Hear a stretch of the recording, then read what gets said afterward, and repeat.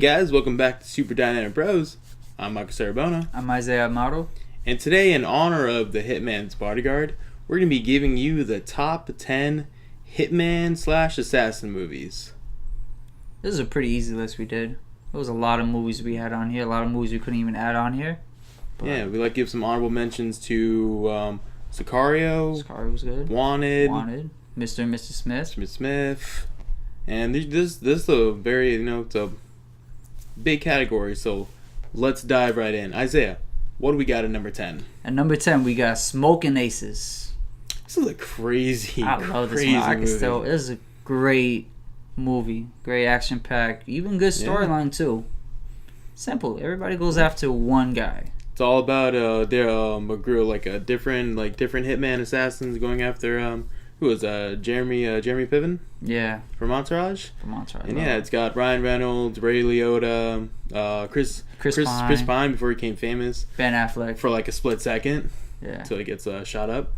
But yeah, this it's like such a crazy freaking hypnotic movie. Directed by I think it was Joe Conahan. Who did like the A-Team and The Grey and some other cool stuff. So yeah, this is a pretty awesome assassin movie. Great movie. What do you guys say? All right, so what will be number 9? Number 9, the movie that made Matt Damon into a badass. I'm gonna say the Bourne Identity. Yeah, definitely night and day. You go from Good Will Hunting to Bourne. Good Will Hunting to Talented Mr. Ripley to Jason Bourne. Who, I mean, this is such a successful franchise. Definitely. All started off with the Bourne Identity.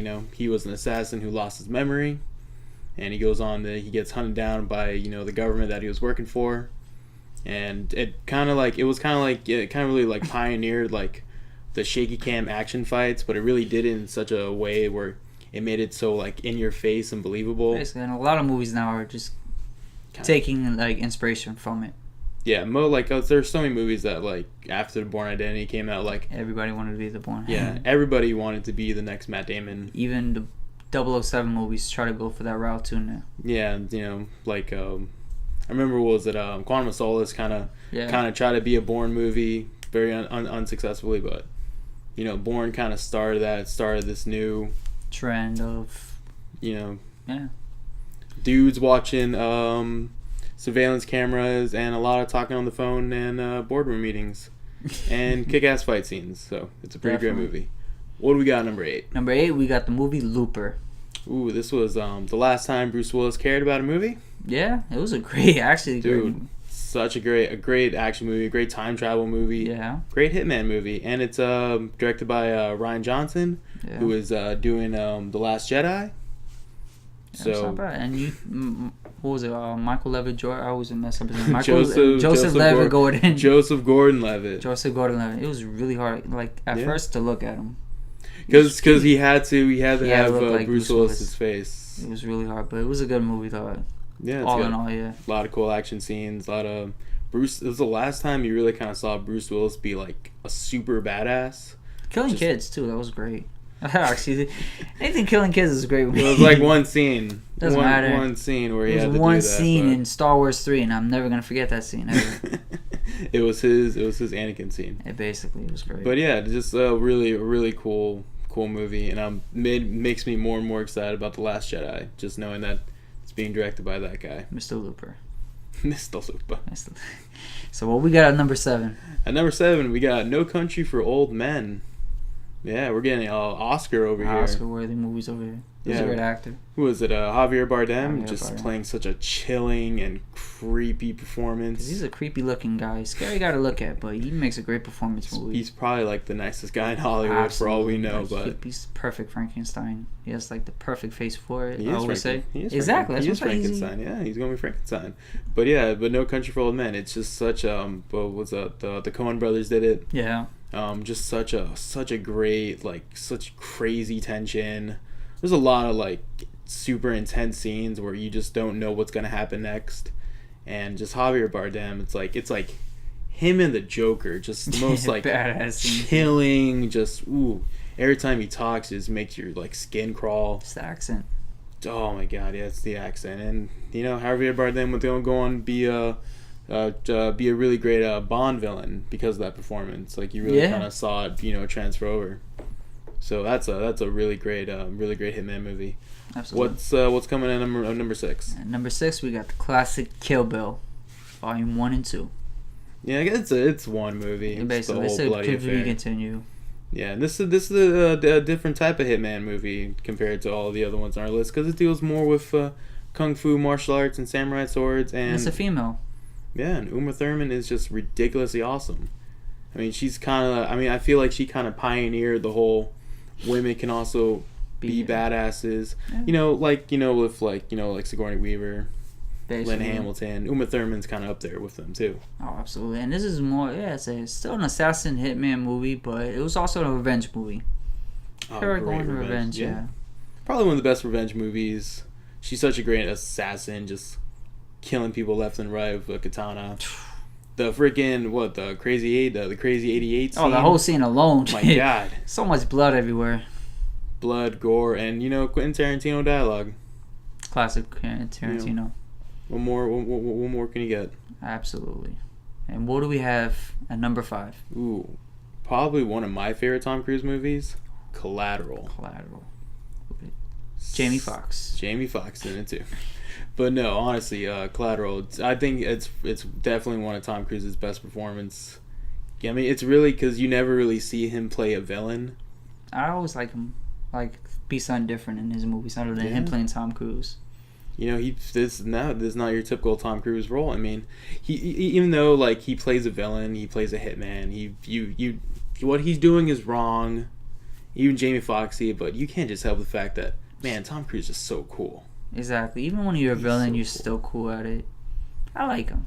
Yeah, so, and I definitely wouldn't want him on my bad side, especially when it comes to this movie. I'll be a taxi driver. You would be a taxi driver? I'll drive him around. I don't know if I would. He's a little too intimidating. But no, Collateral, just such a... I mean, it's directed by the same guy, Michael Mann, that did Heat and some other stuff. Yeah. And this is definitely one of his best movies. I love it. It's a little underrated. Not a lot of people talk about it these days. But we do. We do. We got you, Tom. Yeah. I'm a fan. What's coming at number 4? At number 4, we got Leon the Professional. Ooh, no women, no kids. Classic liners. Yeah, he's a hitman with a heart of gold. Probably, I think, out of this entire list, he's the most relatable hitman. Kind of hard, yeah. Everybody, when you think of a good assassin movie, this movie always pops up in anybody's list. It's definitely a classic. Yeah, it's the one that introduced the world to Natalie Portman. Their dynamic together is just this kind of this father-daughter relationship that they have. And he's a great actor too. Oh, I love his movies. John Reno. Yeah. Yeah, he's great. There's some really crazy shootout scenes in this movie. So it's just such a great classic old style 90s action movie with a heart of gold to it. Really great message behind it. Yeah.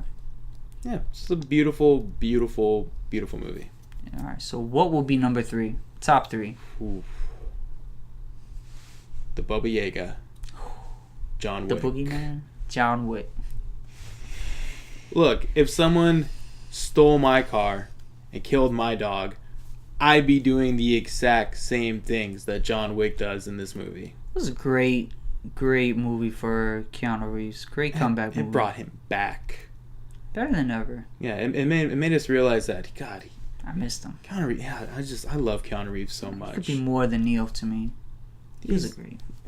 He's had such a great career in the past. All 90s movies, yeah. Point Break, Speed, The Matrix. Bill and Ted. I mean, he's I'll admit it. He's not the greatest actor in the world. Nah, but he's Keanu Reeves, though. But he's so fucking likable. Exactly. You look at him, you're like, damn, I don't care what you are. Yeah, and just this movie just shows how committed he is to just the way he does his fight scenes. Oh, yeah, especially he does his own stunts too.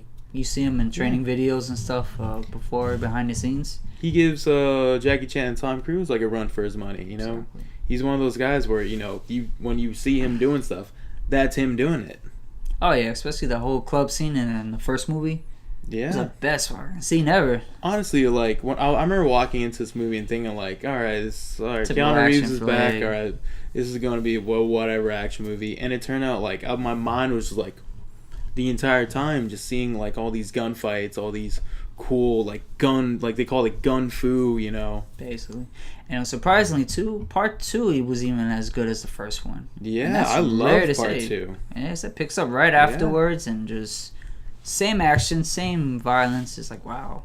Hey, if you give me a good part 3, we might include you in our top 10 trilogies. Ooh, part 2. Yeah, because that was such a great movie. All right, what's at number 2? Number 2 is the most classic Tarantino movie of all time, Pulp Fiction. Man, this is what really... This is what Hitman Bodyguard should have been. This is exactly what Hitman's Bodyguard should have been. This is what threw Sam Jackson to the map, you know? Exactly. This is like his big break. Brought back to John Travolta. Yeah. After John this, Travolta wasn't really doing anything beforehand. No, it was like Saturday Night Fever, and then he was Staying Alive, and then he was talking to babies for like 5 movies, and then he did this. But yeah, it's such. I mean, come on, it's a Tarantino classic. I think this is a movie that everyone has seen. If you haven't seen it, what are you doing? Why are you here in this live form? But it was a great movie. Them two together had great chemistry together. Oh yeah, and it's like the whole like the Hitman aspect of it. When you really kind of think about it, like it's a couple of scenes, but it's the most memorable scenes of all. Especially Samuel Jackson's quote. When he's just reading off the whole Bible. That was very powerful. And his whole monologue and everything. This is the best Sam Jackson performance in my opinion. It has to be. One of his definitely one of his top performances. Yeah. Definitely his best Hitman movie. This and Shaft. His best Shaft performances. was awesome. I love Shaft. I love Shaft too. I'm gonna do a top 10 cop movies. Shaft's number 1. Shaft's always number 1. That's probably not true, but I do love Shaft. But yeah, no, Pulp Fiction. What more can you really say about it? You know, it's such a perfect movie. Them two, yeah. You know, Tarantino still has never really done anything wrong, and he's put on the map because of this one. It's quality, not quantity, with Tarantino. Exactly. So, what is our top number 1 Assassins movie of all time? This was hard to think of, but then when you thought about it, you realize it is perfect. The Terminator. Now, why The Terminator? It counts. He's being sent back in time Hitman to assassinate someone. Therefore, he is a Hitman assassin. So, on paper, we are right. And come on, and let's think about this. This is one of the greatest 80s action movies of all time. This is still one of the greatest action movies of all time. Had the best sequel of all time too. It did, and this is one of America's sweetheart. Arnold Schwarzenegger is still probably one of his top 2 greatest movies of all time. This movie is perfect. Even now, you watch it now, it's still perfect in every way. Oh, absolutely. Yeah, sure, you know, the special effects might be a little bit dated, but you still watching them like I'm tense the entire time. I don't know what's going to happen next. And I've seen this movie 100 times. And definitely, the first one definitely gave you that survivor. I got to hide from this assassin. I got to hide from him. He's going to come after me. He's going to kill me. It's a horror movie. Like, it's a legit horror movie. Absolutely. Even the second one, too, was a good Come on, even the third, fourth, and fifth. Those good. I don't count those. Those are not James Cameron movies. They don't exist in this timeline. Well, technically, this one doesn't exist anymore in the timeline because in Terminator Genesis, I'm not going to get into that. But yeah, the Terminator. I mean, come on. Classic assassin movie. The more and more you think about it, like, that's the perfect choice. It's got to be. I'm so glad I didn't add OJ to this movie because... OJ was supposed to be the original Terminator. That would have just been controversy. You know, I watched like Naked Gun, and I just feel it's not the weird same. Watching it now. It's not the same at all. But it's still a great movie, and it's still really funny. Yeah, I don't just think about him though. But the Terminator, I mean, Arnold Schwarzenegger this is what brought him to the map. It's what brought James Cameron to the map. Definitely, because he sold that movie for $1, just so he could direct and write it. Good for you. Good for you, James. And you buy it right back. Come back to Terminator, please. I think he is. Executive producing the new one. He wants to make a new trilogy. It's gonna take like 8-9 years after Avatar, but it's gonna work out. 2, 3, 4, and 5. Fuck. But hey, you know, Terminator number 1 on the list. So Terminator, we nominate you As our greatest Hitman action movie of all time. Well, thank you for tuning in to another episode. We'll be seeing you. Hasta la vista, baby.